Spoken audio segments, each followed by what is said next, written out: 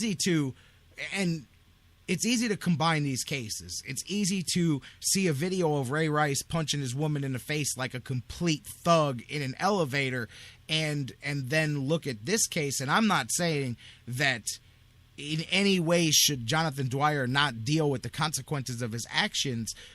But you can see there's a different love. There's different, like I say, moving parts. There's different elements. You can see some of the mental illness impact that may be in there, with the suicidal tendencies and the threats of that. And you can see, but it's so easy to just chalk it up as a culture of thugs, and there is some thuggery around. I hate to break it to you, not just around the NFL, but around sports in general. There's a lot of guys that you wouldn't put up on your kid's wall as an upstanding citizen if you knew what their life was really like, But it's not one blanket umbrella. There's all different things and different parts, and like moving pieces is the best way I can put it, because every case is different. But it's so easy to just wrap them all up under one pretty umbrella. But there's clearly a culture of problem, and nature is going to tell you, as we've mentioned before, nature is going to tell you that when you have people that are not only highly competitive but also highly athletic and athletically tuned and larger than life, both physically in their stature, muscles, and all of that, and physically, and non-physically in their stature of being celebrity and being an athlete and all of that stuff. Those things, I think, are you're looking for a boiling pot of things that come together. I'm in no way saying that because you play football and because you're a big jacked up guy, or you lift weights, or you're aggressive, or you're competitive, that you're going to be domestically violent and all. No. I'm not saying that. But the aggressiveness there's going to be a higher level of aggressiveness in people. This has nothing to do with domestic violence, what I'm saying. There's going to be that anyway in such a locker room atmosphere. And I know that's like a bad word to use anymore, because they say that you use locker room atmosphere to hide all the things that you shouldn't be doing anymore, and some of that's true. But in general, you've got more machismo, more aggression, more testosterone, all of those things. So my point is not that that's a cause for these problems, but when you have these problems, and as we say, sports is a microcosm of society. So when you have these problems in society, you're also going to have them in sports. The difference is you're going to have larger people doing it, more athletically tuned people doing it. So the damage that's done can be done at a much higher level, at a much quicker rate there too, which makes it even more egregious. Even though the acts are the same, in my opinion, it's like being able to say your hands are a weapon. And absolutely, Charles, then you start throwing in recreational drugs or steroids and HGH and performance-enhancing drugs. It all ties in. So I say that because as I'm reading the details, you just hear, this guy, domestic violence. And so you end up with just, well, how about all of these guys? If you look at these stories, they just lump all the names together. Every case is different, like I look, and again, this is not to justify anything. There's a lot more details that have to come out with Jonathan Dwyer, but instantly the Cardinals took him out of the football equation for the season. That showed me, hey, we could care less about the football with this guy. Let's let him take care of what he's got to take care of. But again, looking at the details, I look at that differently than I look. And hey, maybe you need to get some mental help, obviously, for Ray Rice and for Greg Hardy, and you look at the details. Again, I go to that. So many people don't know the details of that and how what came out during his first trial, which was just the practice run there, and so, but all of these cases get lumped together. There's a lot of red flags all over there, Jonathan Dwyer. And, when you hear, again, hey, man, you hear all the time after bad domestic violence or after somebody's found, not alive anymore, then you hear afterwards, we never saw it coming. They were good, happy people on the outside. So I'm not saying that people don't put up a false facade, but, for a guy like Dwyer, when you hear person after person who will attest to the, this being a complete opposite of what you're used to, that lends more credence to going, hey, man, let's get this guy evaluated with some mental help, because, there's a difference to the to the tone of the allegations here than to, like I said, to be brazen just watching a video of somebody punching their girlfriend in the face because we're drunk, and that's okay because she spit on me, and where I come from, that's okay. So there's a difference there. And but again, the Cardinals took him right out of the way. But I mean, I was amazed as things kept coming out over the last week with Dwyer there, and now you see more coming out this morning anyway about Ray McDonald. No names mentioned, which is why you can't just hang this on McDonald here. But apparently now, this is what I meant about disingenuousness too. You know, these are things that this 911 call here that's being referenced today about Ray McDonald, it happened back in May. Now, how come nobody in the San Francisco media, how come nobody on ESPN told them that that happened back in May? How come nobody was reporting that story then? How come nobody was reporting more than one article about Jerome Simpson, about this guy, about that guy, about this story? You know what I'm saying?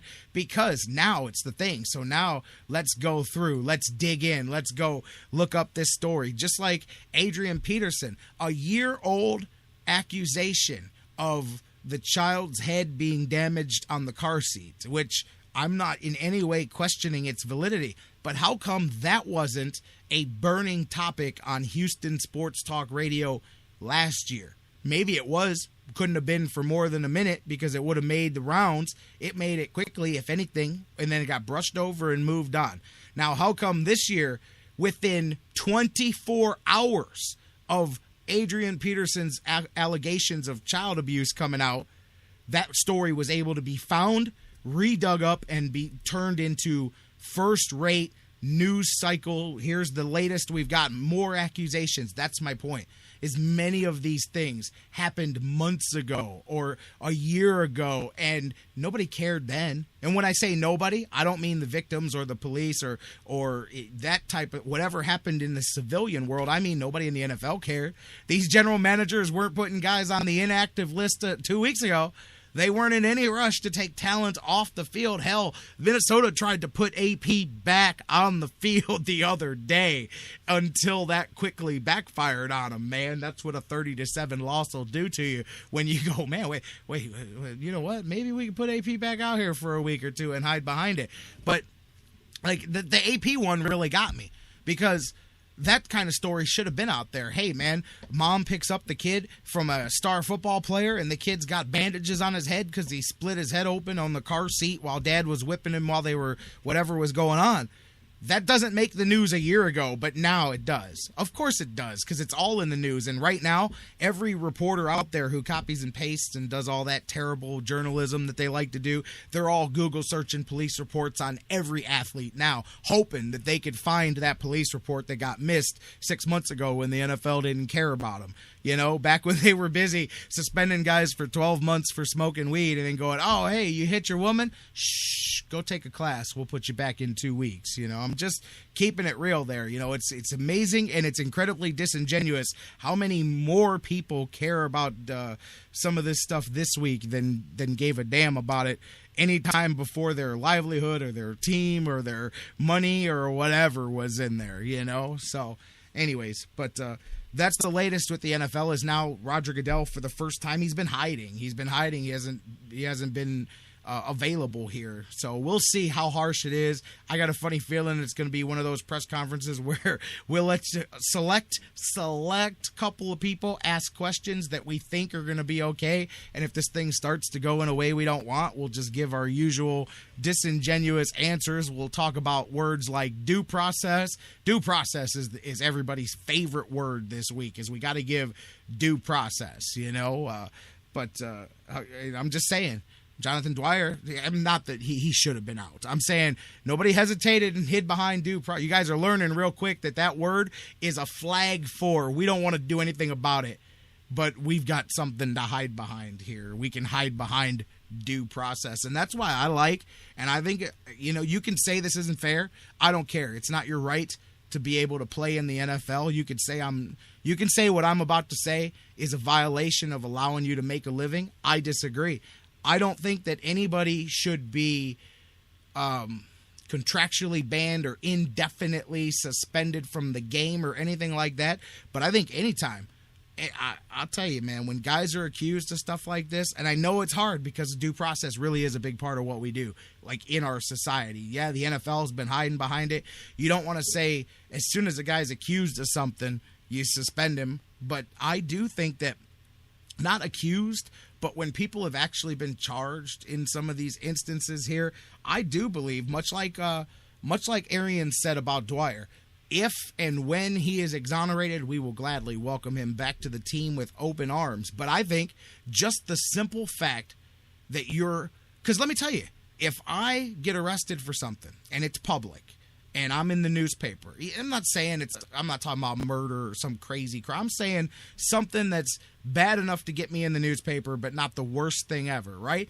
And guess what? If I work at a radio station, that due process my ass. If I'm in that newspaper, they can terminate my contract today. They're not going to give me due process. Now, when it's done, they may say, hey, man, if it turns out that you're clean and you get exonerated, come on back and we'll gladly put you back to work and we'll let this thing blow over. But plain and simple, that's on you. You have to prove that. And I know it sucks, and I may have lost my job because of false accusations, but I don't know, man. I get where people will say that isn't fair, and I'm sure if that was me, I would say it isn't fair. But I do believe at that point, it should be on you to get yourself back in the league. If it means that you miss, hey, because you know what? These guys will spend 2 years hiding behind the legal system. I bet you if you've got to sit out until that case is adjudicated, you'll be getting adjudicated a whole lot quicker. These cases won't be getting continued until the off season. They'll be getting dealt with quickly. And so, I don't know. That's something to think about, too. But the minute you do that, ACLU will be jumping up and going, civil liberties, due process. You can't stop these guys from making a living. They forget that nobody's stopping them from making a living. They can gladly go do a million other things while they're temporarily unable to play football. But that's the difference between the problems of an average person like you and I and the problems of playing in the NFL. So Roger Goodell going to answer all the tough questions. No, he's not. Here at 3 o'clock. Hey, guys, speaking of tough, let's talk about the Tribe. This weekend, we already talked about it. We set the stage. It's the Indians. It's the Twins. It is the final road series of the season before the Indians come back home for 3.9 against Kansas City and one last series against Tampa Bay. Could it be for the... I don't know, man. We'll see. Got to take it one at a time. 79-73, the Indians try to win game number 80 tonight against the Minnesota Twins. Trevor Bauer takes the mound, 5-8 with a 4 ERA. He goes out there tonight against Phil Hughes. Hughes pitched very well against the Indians not that long ago. I can't remember exactly how far back it was, but I know you guys probably remember that was the one game in that series that Minnesota won, I believe, the last series that we played against them. Indians slowly crawling their way back. As we've said, they're in striking distance. They have to go to work here. Last night, Danny Salazar teamed up with the bullpen du jour, 7 other guys, to hold them down long enough in Houston for them to come back in 13 and continue to win. The team that won't die heads to Minnesota to do it again. Looking at the other games here, the other pitching matchups coming up here this weekend after Bauer and before Kansas City. There we go. Oh, wow. I got the wrong email up. The Indians, that one's the big long one with all the stuff for the final homestand. You've got the Indians coming up here this weekend. TJ House and Trevor May tomorrow, 7:10 p.m. And then Corey Kluber, 2:10, taking on, I've got to be determined still, so I don't even know if there is a pitcher set for the Twins for the third one of that one there. But you've got, hey, House has been giving you what he's got every time out. Bauer, same thing. Corey Kluber, he's the man. Those are the guys that are going to try to bridge you back to Cleveland before the Royals come and the Indians and the Royals do the thing with the completed game and then the 3-game series that's going to define their season. But they got to get through Minnesota first. When we come back here on Monday, let's see what we're talking about, baby. Are we talking about the Indians and, do they go just do what they got to do? Can they go above and beyond and just sweep this thing in Minnesota? I'm happy if they take 2 out of 3 here and set the stage for one hell of a final homestand as They won't die quietly, even if it doesn't end the way we want. They won't go quietly into that sweet